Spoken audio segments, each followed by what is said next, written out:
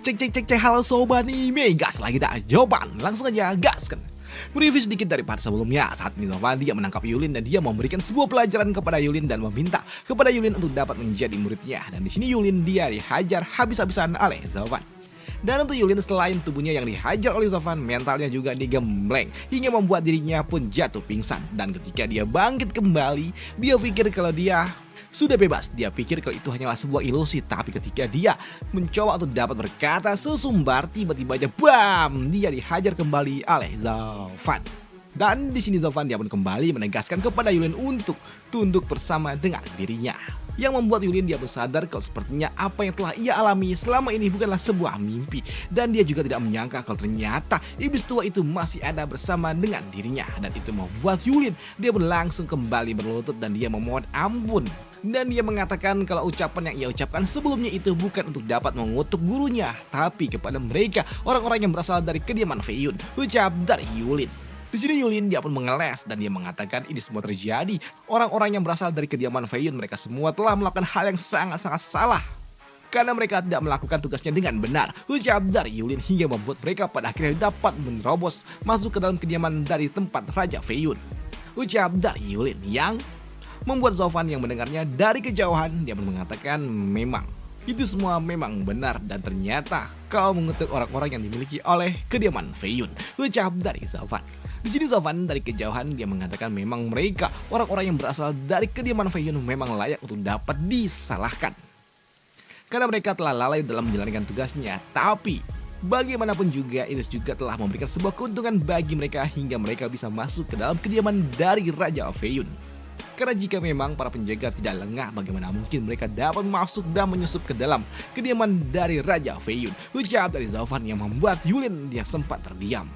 Namun di sini Zofan dia juga sedikit memberikan nafas kepada Yulin, di mana dia mengatakan kalau saat ini tubuh yang dimiliki oleh Yulin sungguh sangat lemah dan saat ini upacara untuk dapat kau berlutut sebanyak 100 kali sepertinya harus ditunda terlebih dahulu. Jadi kau nggak perlu melakukannya untuk saat ini. Ucap dari Zofan yang tentunya membuat Yulin dia sungguh sangat senang karena dia pada akhirnya tidak perlu lagi berlutut di hadapan dari gurunya itu. Pikir dari Yulin. Di sini Yulin walaupun dia mengatakan dan juga memanggil sosok yang tidak dia lihat ini sebagai guru, tapi di dalam hati dia menolak untuk dapat memanggil sosok iblis tua itu sebagai seorang guru. Dan dia mengatakan meskipun saat ini dia harus berlutut, tapi dia nggak akan mungkin mau mengakui Zofan sebagai gurunya dan dia nggak mau melakukannya. Dan dia juga memiliki sebuah niat jika saja dia berhasil melihat wujud dari sosok iblis tua ini, tentunya dia pasti akan menghajarnya karena berani-beraninya mempermainkan dirinya sampai seperti ini. Pikir dari Yulin. Sedangkan untuk Zofan, dia pun tahu tentang apa yang coba dilakukan dan dipikirkan oleh Yulin. Tapi di sini Zofan dia nggak akan mungkin mau melepaskan Yulin begitu saja. Dan dia juga mengatakan kalau memang saat ini upacara penerimaan murid dapat ditunda, tapi ikatan mereka sebagai guru dan juga murid tetap harus berlanjut. Jadi kau tidak boleh mengabaikannya. Ucap dari Zofan. Dan untuk Yulin, iya baik guru, ucap dari dirinya. Dan dia mengatakan kalau dirinya nggak akan mungkin mau mengkhianati gurunya. Ucap dari Yulin. Tapi untuk Zofan tentunya dia nggak akan mungkin percaya begitu saja. Di sini Zofan dia mengatakan kalau dirinya adalah sosok yang tidak mudah untuk dapat dikubuli. Jadi dia telah menyiapkan sebuah persiapan untuk dapat membiarkan mereka tetap saling terhubung. Di sini Zofan dia juga meminta kepada Yulin untuk segera mengeluarkan sedikit energi Yuan miliknya dan gunakan di bagian tubuhmu, yang membuat Yulin dia pun bingung dengan apa yang coba diucapkan oleh Zofan. Dan ketika dia mencoba untuk dapat mengalirkan energi Yuan miliknya, tiba-tiba aja muncul 4 buah segel di dalam tubuhnya. Dan tentunya itu juga membuat dia pun bingung apa yang sebenarnya terjadi, kenapa tiba-tiba muncul 4 buah segel. Ucap dari Yulin. Dan untuk Zofan dia mengatakan kalau ini adalah sesuatu yang memang telah ia sematkan ketika Yulin dia sedang tidak sadarkan diri. Karena sejatinya bagi mereka yang telah berada di jalan iblis tidak akan mungkin mereka akan melepaskannya begitu saja. Jadi setiap mereka yang mengikutiku maka mereka tentunya harus diikat dengan kata-kata ini. Ucap dari Zofan. Di sini Zofan dia juga mengatakan tidak mudah bagi siapapun untuk dapat mempermainkan dirinya dan juga mengibulinya. Jadi di sini Zofan dia juga meminta kepada Yulin untuk kembali mengeluarkan energi Yuan miliknya dan lebih banyak lagi. Dan dia juga mengatakan kalau Yulin akan ikut bersama dengan dirinya mengarungi dunia ini. Ucap dari Zofan. Tapi untuk Yulin dia pun menolak untuk dapat melakukannya, di mana dia juga mengatakan kalau gurunya telah merusak semua impian yang ia miliki, padahal dirinya ingin sekali menjadi patriark keluarga Sangguan dan dia ingin menjadi penerus keluarga Sangguan yang sesungguhnya. Tapi sayangnya gurunya telah mengambil semua impian yang ia miliki. Bahkan dia juga bersumpah jika saja gurunya membiarkan dirinya menjadi patriark warga Sangguan, dia akan memberikan apapun yang diinginkan oleh gurunya. Yang membuat Zofan yang mendengarnya dia pun bertanya, benarkah? Apakah kau benar akan membagikan apa yang telah akan kau dapatkan? Ucap dari Zofan yang membuat Yulin dia pun merasa kalau sepertinya ada sebuah harapan yang membuat dia pun mengatakan benar kalau dia akan memberikan apapun yang diminta oleh Zofan. Begitu dia nantinya menjadi patriark keluarga Sangguan, tentunya dia pasti akan menyerahkan setengah apa yang dimiliki oleh keluarga Sangguan kepada Zofan. Yang membuat Zofan yang mendengarnya dia pun tersenyum dan dia mengatakan kalau sepertinya apa yang kau ucapkan itu sungguh sangat berbahaya. Jika saja Sangguan Feixiong dia mendengarnya, tentunya itu akan membuat dirimu benar-benar akan ada dalam masalah. Dan dia pasti sangat murka dengan dirimu, ucap dari Zofan. Tapi aku sangat menyukainya, ucap dari dirinya yang membuat kini Zofan dapat kembali menarik segel miliknya ataupun menahannya yang membuat Yulin dia pun berpikir kalau sepertinya dia sudah aman ketika segel yang ada di dalam tubuhnya tiba-tiba saja mulai menghilang. Tapi di sini untuk Zofan dia pun kembali mengatakan kepada Yulin untuk mendengarkan setiap ucapan dari dirinya. Karena mulai hari ini kau harus bertindak sesuai dengan semua perintah dari gurumu ini.